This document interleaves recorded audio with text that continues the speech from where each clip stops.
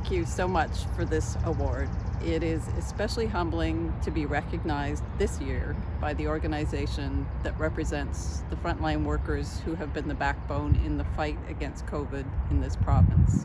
So thank you again. And I would also like to thank Carolyn Della Foresta. She is the manager of Elmont Country Haven.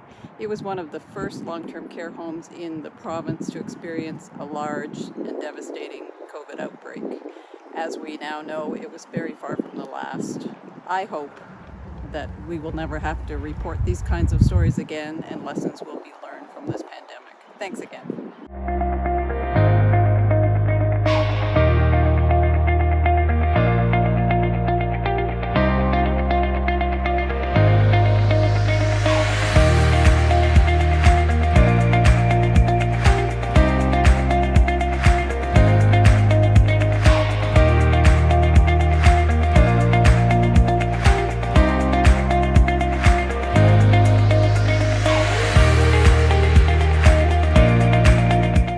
I'd like to thank the RNAO and extend my deepest appreciation for this honor. It's truly humbling, and thank you to the CUPE briefing team for supporting me.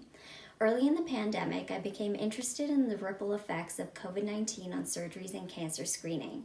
Hearing from doctors being forced to make difficult choices highlighted the importance of curbing transmission so other integral care could continue. Little did I know that by the fall, my husband would be diagnosed with cancer and require surgery. Many of the things I'd examined during my reporting suddenly became our reality. So this award means a great deal to me. Thank you, and congratulations to all of my colleagues.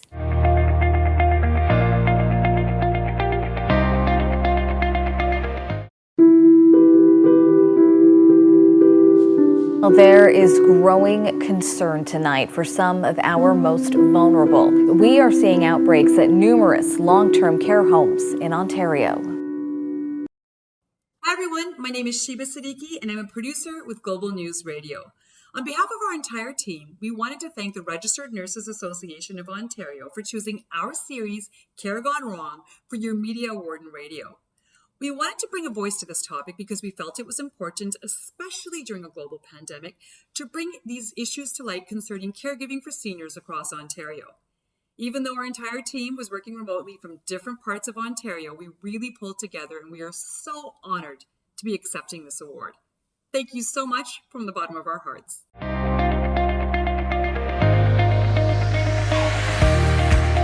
He was doing okay, and then his oxygenation worsened.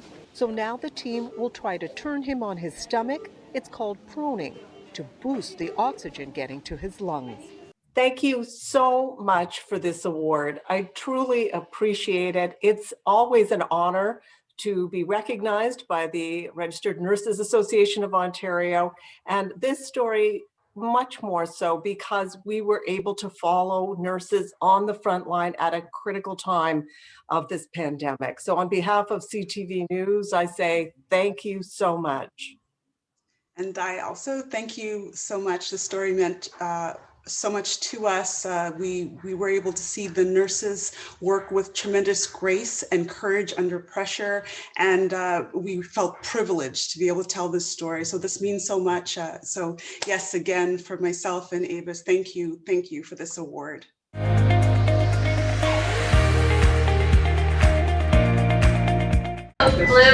That silence is pierced by the dreaded Code Blue.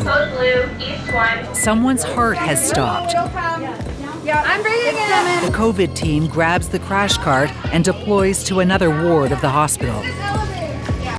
W5 is so honored to be recognized by the Registered Nurses Association of Ontario for the work that cameraman Jerry Viano and I did at South Lake Hospital in Newmarket, Ontario, during the height of the first wave of the pandemic.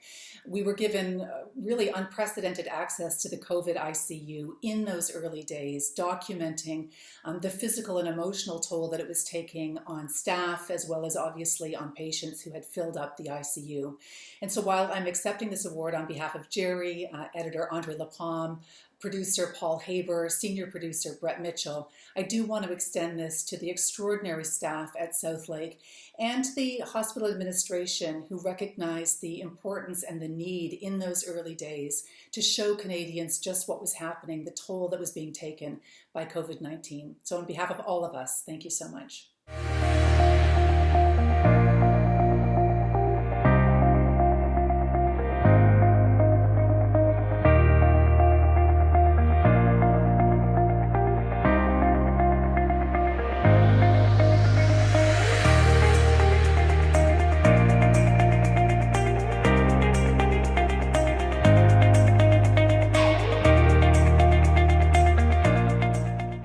Hi, Olivia here. I wanted to say thank you so much to the association for this award, especially coming from nurses. It means so much to myself and to Patrick this year, and especially the topic of our story. More than ever, we know that marginalized populations are the most affected by this pandemic, so it means so much to us that you've recognized this. Thank you.